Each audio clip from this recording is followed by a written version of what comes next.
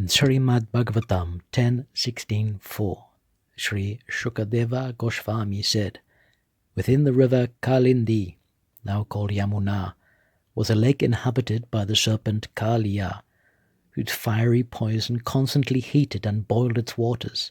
Indeed, the vapours thus created were so poisonous that birds flying over the contaminated land would fall down into it.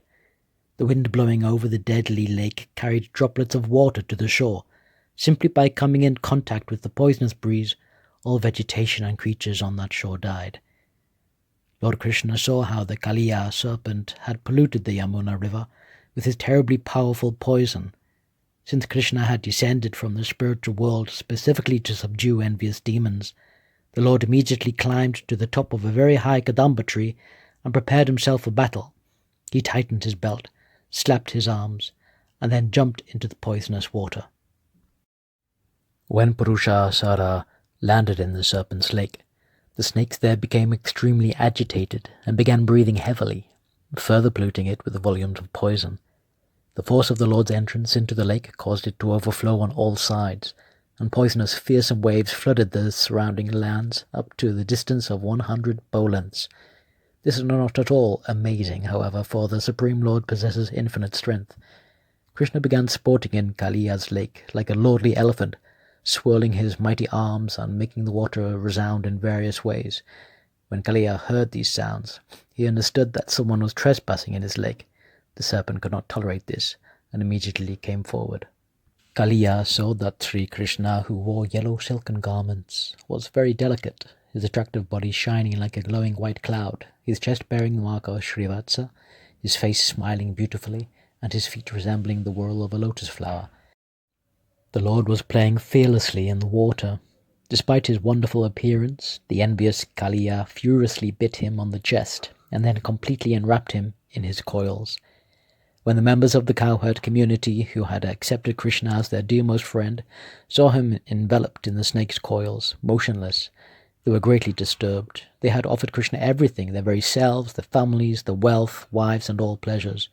At the sight of the Lord in the clutches of Kaliya's snake, their intelligence became deranged by grief, lamentation, and fear, and thus they fell onto the ground. The cows, bulls, and female calves, in great distress, called out piteously to Krishna, fixing their eyes on him. They stood still in fear, as if ready to cry but too shocked to shed tears. In the Vrindavana area, there then arose all three types of fearful omens, those on the earth, those in the sky, and those in the bodies of living creatures, which announced imminent danger. Seeing the inauspicious moments, Nanda Maharaja and the other cowherd men were fearful, for they knew that Krishna had gone to herd the cows that day without his elder brother Balarama, because they had dedicated their minds to Krishna, accepting him as their very life. They were unaware of his great power and opulence. Thus they concluded that the inauspicious omens indicated he had met with his death, and they were overwhelmed with grief, lamentation, and fear.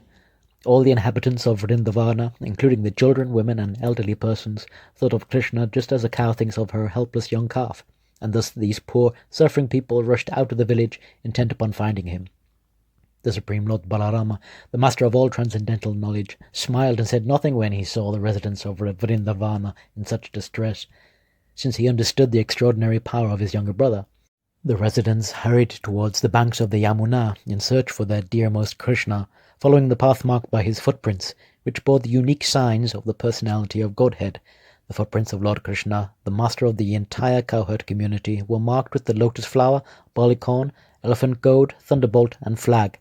My dear King Parikshit, seeing his footprints on the path among the cows' hoof prints, the residents of Vrindavana rushed along in great haste. As they hurried along the path to the bank of the Yamuna River, they saw from a distance that Krishna was in the lake, motionless within the coils of the black serpent.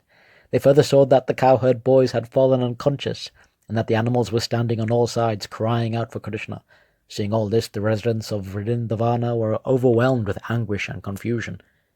When the young gopis, whose minds were constantly attached to Krishna, the unlimited Supreme Lord, saw that he was now within the grips of the serpent, they remembered his loving friendship, his smiling glances, and his talks with them. Burning with great sorrow, they saw the entire universe as void.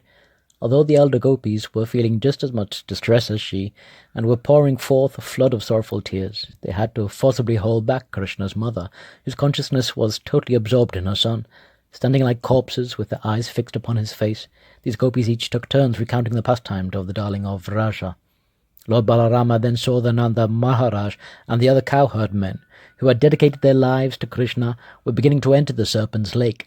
As the Supreme Personality of Godhead, Lord Balarama fully knew Lord Krishna's actual power, therefore he restrained them. The Lord remained for some time within the coils of the serpent.